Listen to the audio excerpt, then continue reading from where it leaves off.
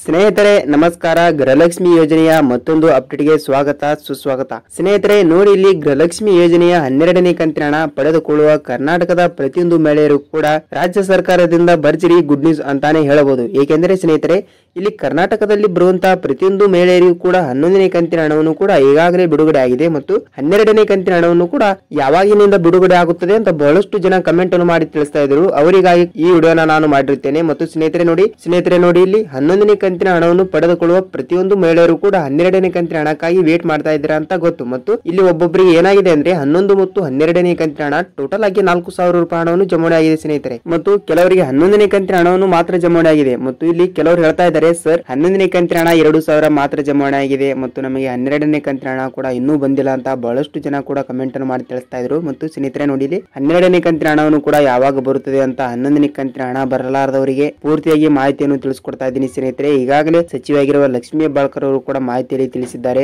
12ನೇ ಕಂತಿನ ಹಣ ಮತ್ತು 13ನೇ ಕಂತಿನ ಹಣ ಡೇಟ್ ಫಿಕ್ಸ್ ಎಂದು ಒಂದು ಮಾಹಿತಿ ಕೂಡ ತಿಳಿಸಿದ್ದಾರೆ. ಮಾಹಿತಿ ಏನು ತಿಳಿಸಿಕೊಟ್ಟಿದ್ದಾರೆ ಅಂತ ಈ ವಿಡಿಯೋದಲ್ಲಿ ಪೂರ್ತಿಯಾಗಿ ನೋಡೋಣ ಸ್ನೇಹಿತರೆ. ಮತ್ತು ಸ್ನೇಹಿತರೆ, ನೀವೇನಾದ್ರೂ ನಮ್ಮ ವಿಡಿಯೋನ ಮೊದಲ ಬಾರಿಗೆ ನೋಡ್ತಾ ಇದ್ರೆ ಚಾನಲ್ಗೆ ಸಬ್ಸ್ಕ್ರೈಬ್ ಮಾಡಿ ಮತ್ತು ವಿಡಿಯೋನ ಪೂರ್ತಿಯಾಗಿ ನೋಡಿ. ಒಂದೇ ಒಂದು ಲೈಕ್ ಮಾಡಿ ಸ್ನೇಹಿತರೆ. ವಿಡಿಯೋಗೆ ಬನ್ನಿ ಸ್ನೇಹಿತರೆ, ವಿಡಿಯೋನ ಸ್ಟಾರ್ಟ್ ಮಾಡೋಣ. ಸ್ನೇಹಿತರೆ ನೋಡಿ, ಇಲ್ಲಿ ಕರ್ನಾಟಕದಲ್ಲಿ ಪ್ರತಿಯೊಂದು ಮಹಿಳೆಯರ ಖಾತೆಗಳಿಗೂ ಕೂಡ ಗೃಹಲಕ್ಷ್ಮಿ ಯೋಜನೆಯನ್ನು ಹಣವನ್ನು ಪಡೆದುಕೊಳ್ಳುವ ಫಲಾನುಭವಿಗಳಿಗೆ 11 ಮತ್ತು 12ನೇ ಕಂತಿನ ಹಣವನ್ನು ಕೂಡ ಒಟ್ಟಿಗೆ ಜಮಾವಣೆ ಆಗಿಲ್ಲ. ಏಕೆಂದರೆ ಇಲ್ಲಿ 11ನೇ ಕಂತಿನ ಹಣವನ್ನು ಕೂಡ ಕರ್ನಾಟಕದಲ್ಲಿ 20 ರಿಂದ 25 ಜಿಲ್ಲೆಗಳಿಗೆ ಹಣವನ್ನು ಬಿಡುಗಡೆ ಆಗಿದೆ. ಅದರಲ್ಲಿ ಕೂಡ 50 ರಿಂದ 60% ಮಹಿಳೆಯರಿಗೆ ಮಾತ್ರ ಹಣವನ್ನು ಬಿಡುಗಡೆ ಆಗಿದೆ. ಅದರಲ್ಲಿ ಈಗ 11ನೇ ಕಂತಿನ ಹಣವನ್ನು ಕೂಡ ಜಮಾವಣೆ ಆಗ್ತಾ ಇದೆ. ಮತ್ತು ನೀವು ನೋಡ್ತಾ ಇರಬಹುದು, ಪ್ರತಿಯೊಂದು ಜಿಲ್ಲೆಗಳಿಗೂ ಕೂಡ 11ನೇ ಕಂತಿನ ಹಣ 2,000 ಜಮಾವಣೆ ಆಗಿದೆ. ಮತ್ತು ಕರ್ನಾಟಕದ ತುಂಬಾ ಹಣವನ್ನು ಜಮಾವಣೆ ಆಗಿಲ್ಲ 11ನೇ ಕಂತಿನ. ಏಕೆಂದ್ರೆ ನೋಡಿ, ಇಲ್ಲಿ ನಿಮಗೆ ಹೇಳುವುದಾದ್ರೆ 11ನೇ ಕಂತಿನ ಹಣ ಕರ್ನಾಟಕದ ಪ್ರತಿಯೊಂದು ಮಹಿಳೆಯರಿಗೂ ಕೂಡ ಹಣವನ್ನು ಜಮಾವಣೆ ಆಗಬೇಕಾದ್ರೆ ಒಂದು 15 ರಿಂದ 16 ದಿನಗಳ ಕಾಲಾವಕಾಶ ತೆಗೆದುಕೊಳ್ಳುತ್ತದೆ ಸ್ನೇಹಿತರೆ. ಅದಕ್ಕಾಗಿ ಈಗ 12ನೇ ಕಂತಿನ ಹಣ ಕೂಡ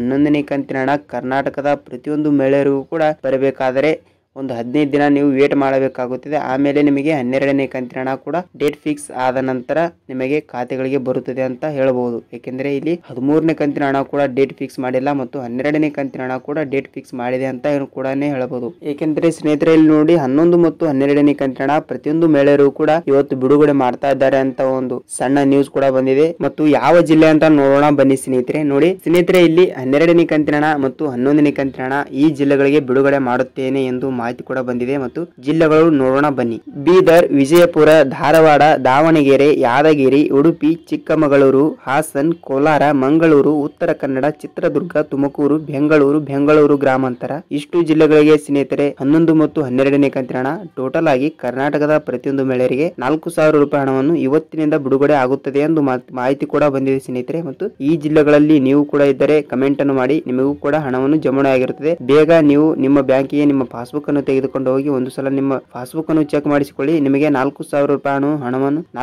ರೂಪಾಯಿ ಹಣವನ್ನು ಜಮಾವಣೆ ಆಗುವ ಒಂದು ಮಾಹಿತಿ ಕೂಡ ಇದೆ ಅಂತ ಹೇಳಬಹುದು ಸ್ನೇಹಿತರೆ ನೋಡಿ, ನಿಮಗೆ ಹಣವನ್ನು ಬಂದಿದ್ದರೆ ಕಮೆಂಟ್ ಮಾಡಿ. ಮತ್ತು ಗೃಹಲಕ್ಷ್ಮಿ ಬಗ್ಗೆ ಪ್ರತಿಯೊಂದು ಅಪ್ಡೇಟ್ಗಳು ನಮ್ಮ ವಿಡಿಯೋದಲ್ಲಿ ದಿನನಿತ್ಯ ಸಿಗ್ತವೆ. ಅದಕ್ಕಾಗಿ ನೀವು ವಿಡಿಯೋನ ಪೂರ್ತಿಯಾಗಿ ನೋಡಿದಕ್ಕೆ ಧನ್ಯವಾದಗಳು. ಮತ್ತೆ ಗೃಹಲಕ್ಷ್ಮಿ ಯೋಜನೆಯ ಅಪ್ಡೇಟ್ ಜೊತೆಗೆ ಸಿಗೋಣ ಸ್ನೇಹಿತರೆ. ನಮಸ್ಕಾರ.